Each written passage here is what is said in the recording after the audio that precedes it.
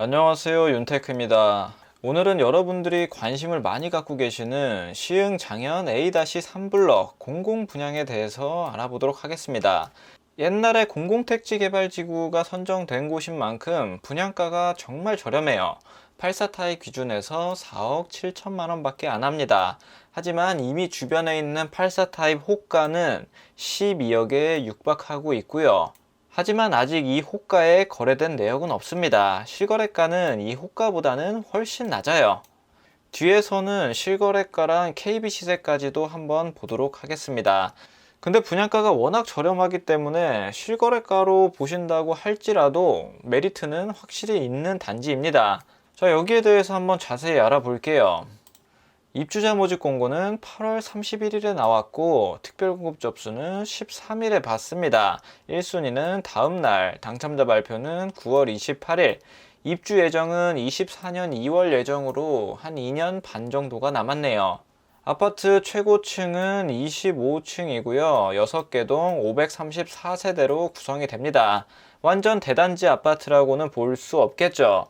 그리고 역시 공공분양 물량답게 특별공급 물량이 451세대, 일반공급 물량이 83세대밖에 없습니다. 특별공급에 해당하시는 분들은 이 공공분양에서 기회를 잡으셔야겠죠.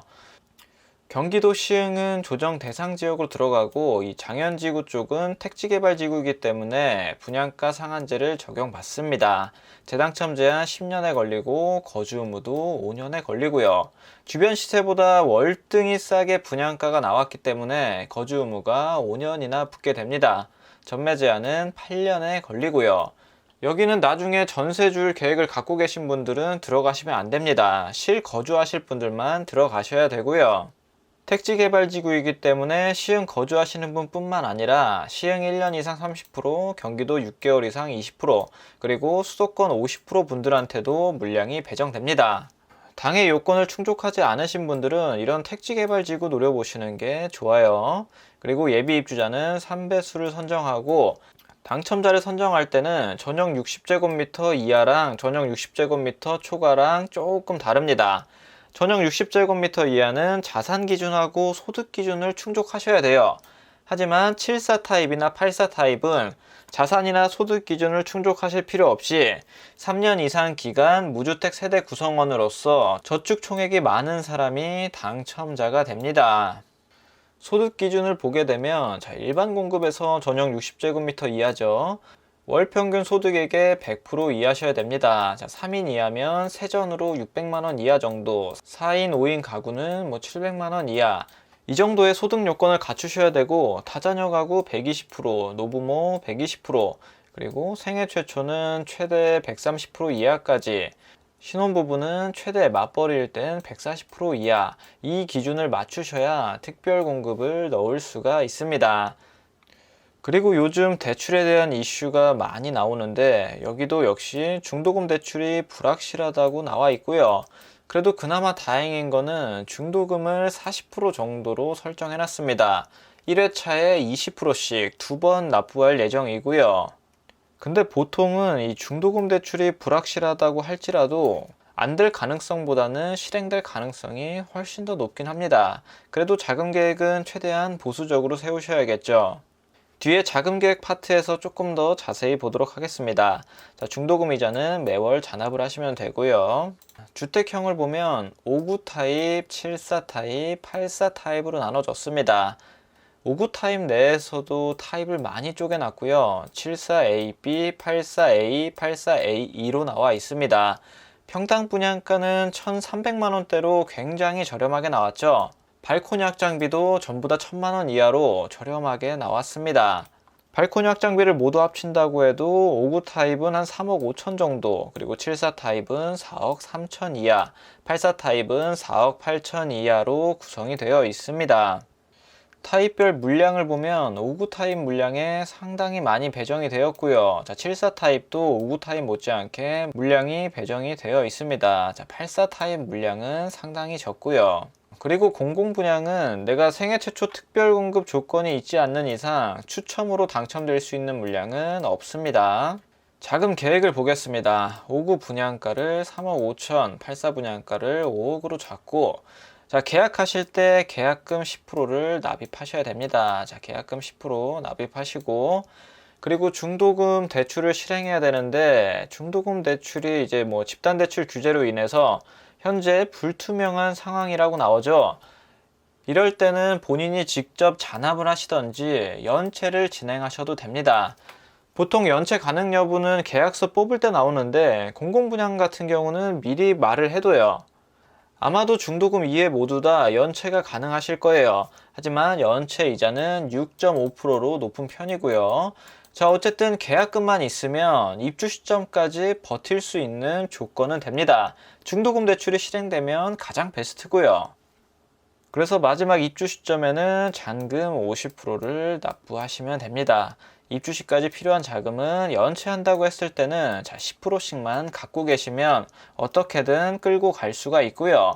입주 시에 필요 자금을 예상하면 이때 대출이 어떻게 나올지는 아무도 예측할 수가 없습니다. 24년 2월에 가면 DSR 규제가 강해질 수도 있어요. 하지만 내년이 대선이죠. 정권을 누가 잡을지, 앞으로 대출 규제가 어떻게 나올지에 따라서 대출이 얼마나 될지는 그때 가봐야 알 수가 있습니다. 이번의 상황만 보더라도 그 많은 은행들이 갑자기 대출을 금지할지는 아무도 예측을 못 하셨죠. 그래서 소득이 낮으신 분들은 굉장히 보수적으로 자금 계획을 세워보셔야 합니다. 만약에 저라면 이 계약금 10%만 있어도 여기 청약을 하겠지만, 사람마다 성향이 다 다르기 때문에 자금 계획을 도저히 맞출 수 없다고 생각하시는 분들은 여기 청약하지 마시고 패스하세요. 아무리 좋은 단지라도 아직 본인이 준비가 안 돼 있으면 그게 더 정신적으로 힘드실 수도 있습니다. 여기는 특히 전세가 불가능하기 때문에 나중에 가서 자금이 부족하면 최후의 보루로 쓸 수 있는 게 없어요. 그렇다고 할지라도 저는 이런 기회를 놓치진 않습니다. 일단 현재만 놓고 봤을 때 지금 기준에서도 주변 시세 대비해서 확실히 메리트가 있는 분양가입니다. 자, 현재 기준에서도 괜찮고요. 그리고 미래를 봤을 때는 21년도, 22년도 물량이 적죠. 그리고 23년도에 잠깐 많아지긴 하지만 24년도에는 또 공급 물량이 부족하게 됩니다. 현재뿐만 아니라 미래 가치도 괜찮은 곳이에요. 그리고 경기도 시흥시의 인구도 계속해서 늘어나고 있고요. 자, 점점 기울기가 높아지기도 하죠. 현재뿐만 아니라 미래 가치도 괜찮아 보입니다. 일단 이 데이터만 봤을 때는 괜찮아 보여요.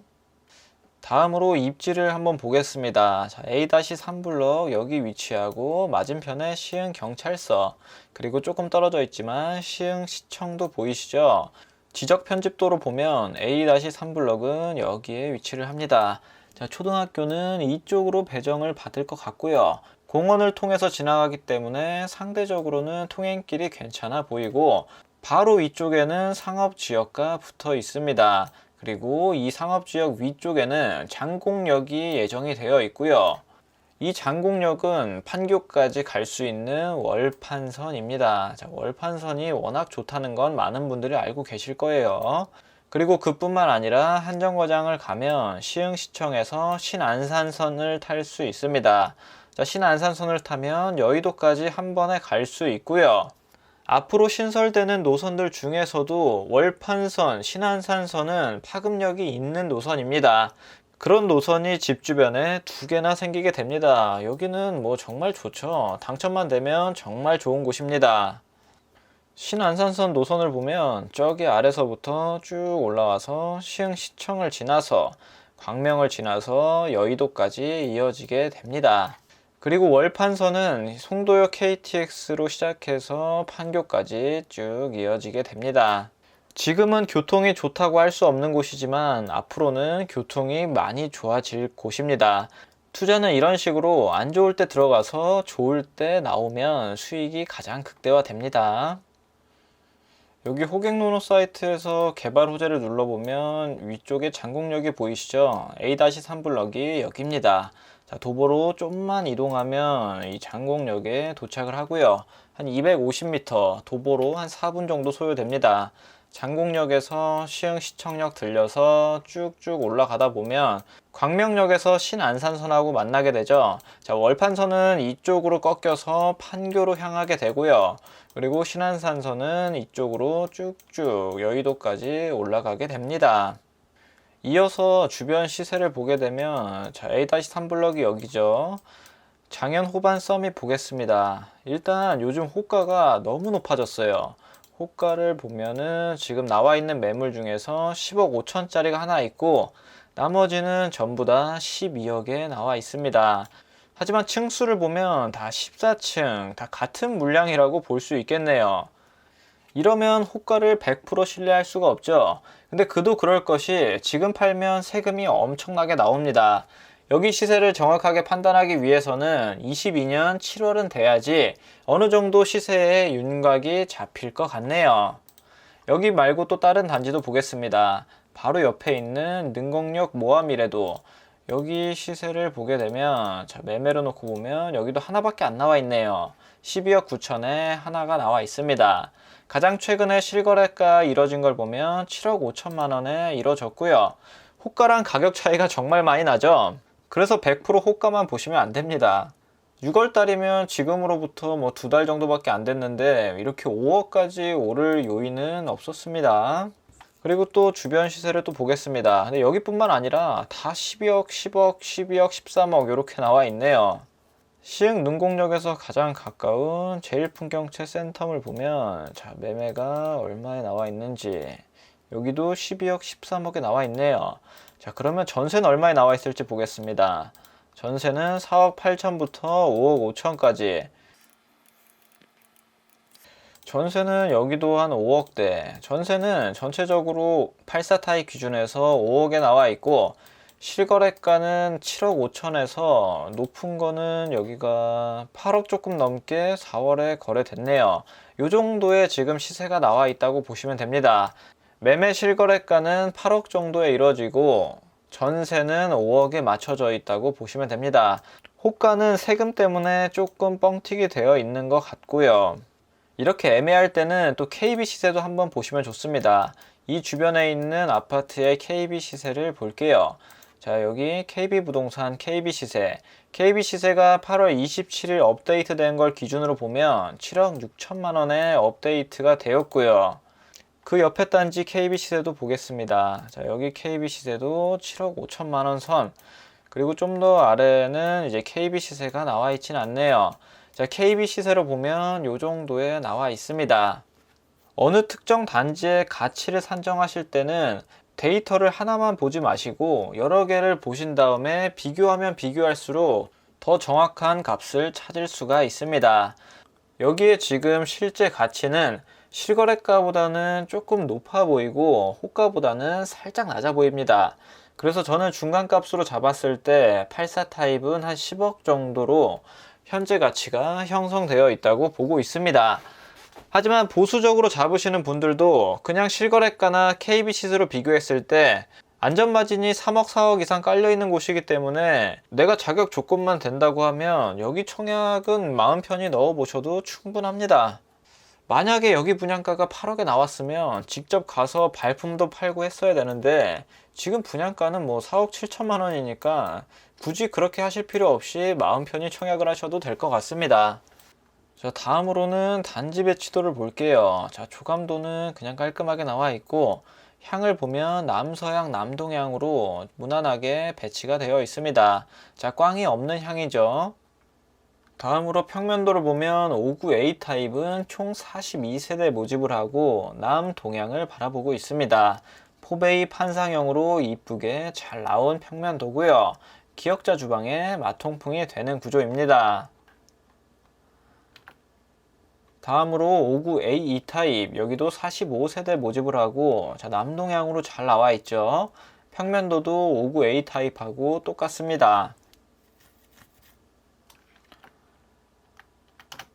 다음은 59 B 타입 98세대 모집을 하고 투베이 타워형으로 나와 있습니다. 자, 여러분들이 자주 보시던 그 투베이 타워형이고요. 남서향으로 구성된 걸 알 수 있습니다. 59C 2 타입 18세대 모집을 하고 자, 포베이 판상형으로 아까랑 똑같이 나왔죠. 남서향으로 나와 있습니다. 59D 타입 20세대 모집을 하고 투베이 타워형으로 나왔네요. 남동향이고 59B 타입하고 동일합니다. 59 E타입은 30세대 모집하고 자, 포베이 판상형 아까랑 똑같죠. 남서향으로 나와 있습니다. 59 E타입도 평면도는 똑같고 공공분양 13세대 남동향으로 나와 있습니다. 59 F타입 15세대 투베이 타워형 남동향. 74A 146세대 모집하고 자, 포베이 판상형으로 아까 59 타입보다는 확실히 넓어졌죠. 남서향으로 구성되었습니다. 74B 타입 34세대 모집하고 자, 포베이 판상형 남동향. 84A 타입 48세대 포베이 판상형 남동향 남서향. 확실히 74 타입보다 사이즈가 커졌네요. 84A E타입 25세대 모집하고 평면도는 동일합니다. 남동향이고요. 동호수 배치도는 이런 식으로 구성이 되어 있습니다.